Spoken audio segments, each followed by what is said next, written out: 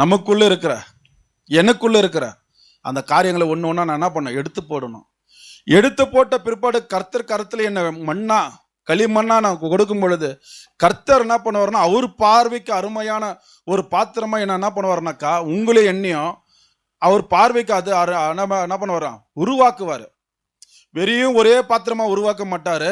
ஒரு வீட்டில் நம்ம ஒரே பாத்திரமா வச்சிருக்கிறோம், ஒவ்வொரு பாத்திரம் வச்சிருக்கிறோம், ஒன்னொன்று ஒரு ஒரு காரியத்துக்கு உபயோகப்படுது. அதே போலத்தான் நம்மளே சபையில் ஆண்டவர் என்ன பண்றாருன்னா உருவாக்கி சபையில் வைக்குவாரு. அது ஒவ்வொரு பாத்திரமும் ஒவ்வொரு காரியத்துக்கு உபயோகிக்கப்படும். நம்ம வீணாக உட்காந்துக்கிறோம், வீணா வரோம், வீணா போறோம், சும்மா வரோம் சும்மா போறோம் இல்ல, உன்னி ஆண்டவர் நாள் என்ன பண்ணுவாரு பயன்படுத்துவார். அல்லேலூயா. அதுக்கு கர்த்தரிடத்துல நம்மள ஒப்பு கொடுக்கணும், விட்டு கொடுக்கணும்.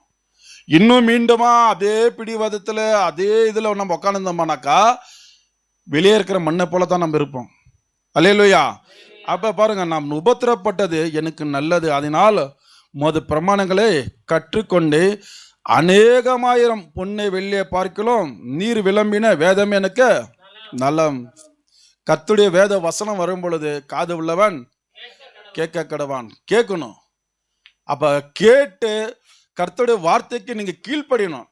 நம்ம கீழ்ப்படியும் பொழுது தான் கர்த்தர் என்ன பண்றாருனாக்கா நமக்காக வச்சிருக்க மேலான ஒரு படியை நமக்கு என்ன பண்ணுவாரு கொண்டு போவாரு, கொடுப்பாரு. கீழ்ப்படியிலே நம்ம கால் வைக்கலனாக்கா அப்ப மேல் படிக்கு நம்ம எப்படி ஏறி வர முடியும்?